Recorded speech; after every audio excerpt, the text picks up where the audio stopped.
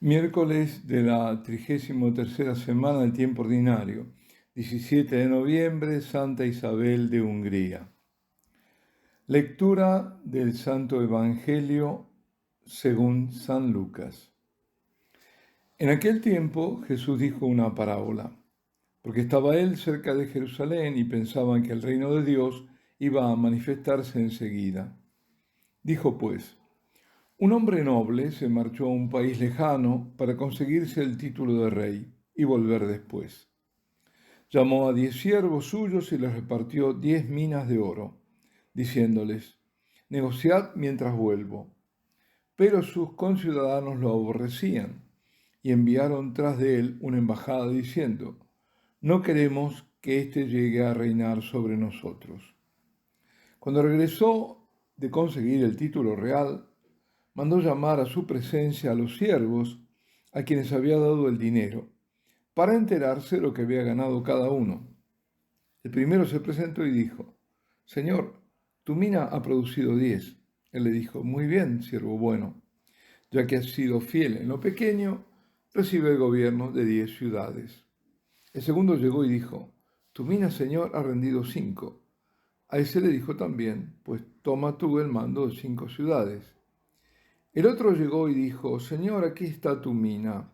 La he tenido guardada en un pañuelo porque tenía miedo, pues eres un hombre exigente, que retiras lo que no has depositado y ciegas lo que no has sembrado. Él le dijo: por tu boca te juzgo, siervo malo. ¿Con qué sabías que soy exigente, que retiro lo que no he depositado y ciego lo que no he sembrado? Pues, ¿por qué no pusiste mi dinero en el banco? Al volver yo, lo habría cobrado con los intereses. Entonces dijo a los presentes: quitadle a este la mina y dádsela al que tiene 10 minas. Le dijeron: Señor, ya tiene 10 minas. Os digo, al que tiene se le dará, pero al que no tiene se le quitará hasta lo que tiene. Y en cuanto a esos enemigos míos, que no querían que llegase a reinar sobre ellos, traedlos acá y degolladlos en mi presencia. Dicho esto, caminaba delante de ellos, subiendo hacia Jerusalén. Palabra del Señor. ¿De qué está hablando el Señor? ¿Qué quiso decirles con esa parábola? Bueno, el contexto es el dicho por el evangelista San Lucas al comienzo.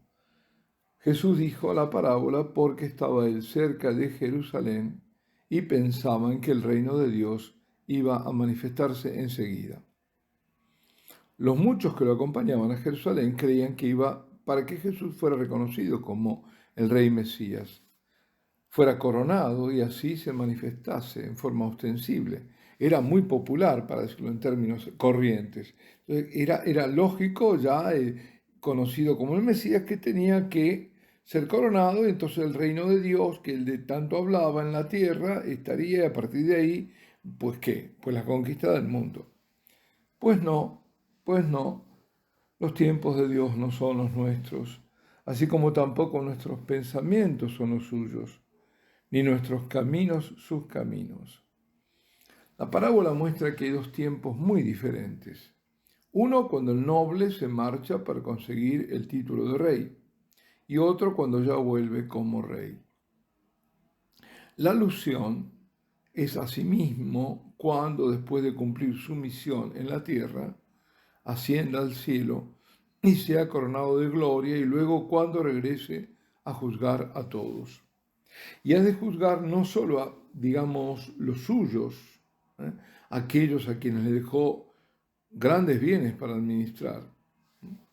En primer lugar, a los pastores, pastores de la iglesia, por los dones naturales y sobrenaturales, que son los carismas y el tesoro más preciado de los sacramentos, pero también a todos los cristianos y aún más allá a todos los hombres. A todos el Señor dota de dones, y en ese juicio universal deberá dar cuenta cada uno de lo que hizo con los dones que Dios le ha dado. Y el juicio alcanzará a los que se opusieron abiertamente a Él, no reconociéndolo como Mesías. serán condenados a la muerte eterna, empezando por las autoridades judías del Sanedrín, los fariseos, los escribas, todos los que en y fuera de Israel, en las naciones, hoy son las naciones, no lo aceptan, que abiertamente se oponen a Cristo como único Salvador de los hombres y como Dios encarnado. La parábola esta de las minas ante todo era una medida de peso, no era el valor, era más de medio kilo. Creo que eran 570 gramos. Se parece a lo de los talentos, que también es una medida de peso. Los talentos de plata, las minas de oro, bueno, y que aparecen los de los talentos en Mateo 25. Se parece la parábola. Sin embargo, hay una diferencia. El siervo malo es juzgado por cómo él juzga a su patrón en esta parábola que fue la de hoy. El que juzga a Dios como un Dios mezquino, sé que no pides bueno, que es exigente, que nada, entonces por lo tanto él nada le debe a Dios, porque no reconoce que sus dones no son dones dados por Dios, y no lo reconoce porque se los ha apropiado. Entonces, ese quedándose para sí los dones de Dios, hará infecunda su vida, no dará fruto alguno. Ese siervo puede ser cada uno de nosotros si no hacemos fructificar los dones de Dios. Y la principal pregunta debería ser, ¿cómo hacer para dar frutos y muchos frutos? Para que una vida sea verdaderamente fecunda, o sea, fecunda ante Dios. Pues permaneciendo en el amor de Dios, o sea, permaneciendo en Cristo. Dijo el Señor, el que come mi carne y bebe mi sangre permanece en mí y yo en él. Y también dijo, yo soy la vid, vosotros los sarmientos, el que permanece en mí y yo en él, ese da mucho fruto, porque separados de mí no podéis hacer nada. Y que fuera de Cristo no hay salvación, porque el Señor es muy claro cuando agrega, si alguno no permanece en mí, atención, dice, es arrojado fuera como el sarmiento y se seca. Luego los recogen, los echan al fuego y arden. Tremendas palabras de advertencia de quien nos ama infinitamente. Por eso dice Jesús, como el Padre me ha amado, así os he amado yo. Permaneced en mi amor. Ahí está la clave de la fecundidad. Y también esa fecundidad que viene también de la Eucaristía, porque al comienzo que decíamos, el que come mi carne y bebe mi sangre, ese permanece en mí y yo en él. Es la vida eucarística, una vida eucarística. Los santos son aquellos que todos permanecieron en el amor de Cristo y estuvieron tan íntimamente unidos a Él que dieron no solo muchísimos frutos que perduran para siempre, sino que fueron los mejores, excelentes frutos. Y hoy celebramos una santa que en breve tiempo, por estar totalmente unida a Cristo, logró un altísimo grado de santidad. Santa Isabel de Hungría. A los 4 años ya estaba comprometida. Su padre, el rey Andrés II de Hungría, y su madre, la reina Gertrudis, le habían prometido en matrimonio a Luis, hijo heredero del gobernante de Turingia, Landgrave era. En aquella época Turingia, que es una región alemana, era un dominio independiente. Inmediatamente fue llevada al reino de su futuro marido para vivir y crecer allí entre la ciudad de Marburgo y el castillo de Warburg. Y esto es lo que relata su confesor y director espiritual, Conrado de Marburgo. Pronto Isabel comenzó a destacar por sus virtudes y así como durante toda su vida había sido consuelo de los pobres, comenzó luego a ser plenamente remedio de los hambrientos. Mandó construir un hospital cerca de uno de sus castillos y acogió en él gran cantidad de enfermos e inválidos. A todos los que allí acudían en demanda de limosna les otorgaba ampliamente el beneficio de su caridad. Y no solo allí, sino también en todos los lugares sujetos a la jurisdicción de su marido, llegando a agotar de tal modo todas las rentas provenientes de los 4 principados de éste, que se vio obligado finalmente a vender en favor de los pobres todas las joyas y vestidos lujosos. Tenía la costumbre de visitar personalmente a todos sus enfermos, 2 veces al día, por la mañana y por la tarde, curando también personalmente a los más repugnantes, a los cuales daba de comer, les hacía la cama, los cargaba sobre sí y ejercía con ellos muchos otros deberes de humanidad. Y su esposo, de grata memoria, no veía con malos ojos todas estas cosas. Finalmente, al morir su esposo, ella, aspirando a la máxima perfección, me pidió con lágrimas abundantes que le permitiese ir a mendigar de puerta en puerta, la reina. En el mismo día del Viernes Santo, mientras estaban denudados los altares, puestas las manos sobre el altar de una capilla de su ciudad, en la que había establecido frailes menores, estando presentes algunas personas, renunció a su propia voluntad, a todas las pompas del mundo y a todas las cosas que el Salvador en el Evangelio aconsejó abandonar.